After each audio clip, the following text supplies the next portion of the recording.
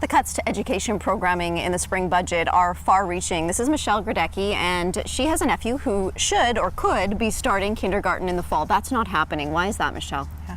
Well, our family made the decision that Austin would not be going to kindergarten in the fall, just based on the fact that he has a lot of intensive needs that are not necessarily going to be properly addressed in the classroom. He was in Discovery Preschool, and it was his first year, so typically kids in Discovery get 2 years of school. Discovery has kids that have intensive needs. So in Austin's case, he's got a severe apraxia of speech, so he has no intelligible speech, and his receptive language is very poor. And so he had a nice 1 to 4 kind of ratio, 4 kids, 1 teacher or assistant in his class. Going off to kindergarten, we know there's 25 kids in a classroom, and we were told that there's no guarantee of an assistant. If there is an assistant in there, we don't know what level of support would be offered, how often. And we thought, for Austin, it's not fair to him to set him up to fail. So we're looking at trying to find some kind of intensive support option for him for home, and then maybe in the following year he'll go off to kindergarten. Have you found any support for him in home? Not yet. Right now we've applied for some funding for a few different things through some different agencies across the province to get him into a program. But right now we're still waiting for that funding to come through. But at this point we said, funding or no funding, I don't think kindergarten is the right for him, and it's not fair to him or the other kids in his class to have him in there if he's not ready to be there.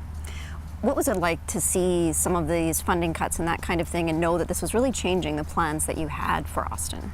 Well, knowing that those cuts were coming, we knew that Austin was going to be in trouble, and we know that there are 78 other kids in this city who would normally be served in those programs that are not going to have those programs to go to in the fall.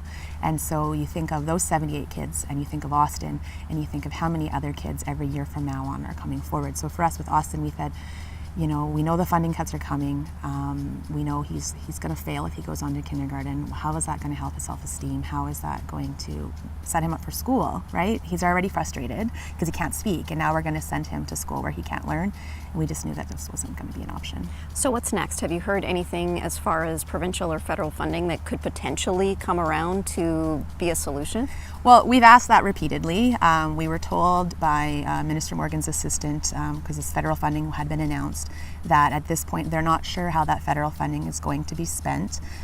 They wanted it to go to programs to help kids that don't necessarily get the help. So we say Discovery Preschool, Communication Preschool, Sunshine Preschool, all programs in Regina that are being cut. Those are new and innovative, and they catch kids and make them ready for school. And so we've asked repeatedly where that funding is going, and at this point we don't have an answer. The school divisions don't have the money. Those programs are not funded, and the thing we keep being told is, well, there's government-funded pre-K programs, but we don't meet the census criteria for those pre-K programs, and so he has nothing. What's the difference for these children between having that support, and I'm thinking long term, how does it set them up in a better way to have this support as opposed to now not having it? Well, you think these kids in these preschool programs, they get 1 to 2 years of intensive support, getting them ready for school, getting them to sit at a table, getting them to learn their alphabet, so when they walk into kindergarten with typically developing children, they see that, hey, I can do these things too, and they're not the subject of, oh, look at him over here doing what he's not supposed to. It eliminates the teacher frustration, because for 1 or 2 years these kids have had support, so when they walk in there's actually a story behind them. The teacher knows what works and what doesn't work. So when you think now we're going to have 25 kids in a classroom with, we already have intensive needs students that are brought in and that are identified later, it's going to affect so much. What the provincial government talks about, their plan by 2020 is that 90% of children entering grade 1 will be ready to learn and will have the literacy and the math skills. When we have intensive needs students entering classrooms now with no support or very little support, you have to really wonder how that's going to affect not just those children, but the children in the classroom that are typically developing with those rates as well. Thanks for your time today, Michelle. Thanks for talking.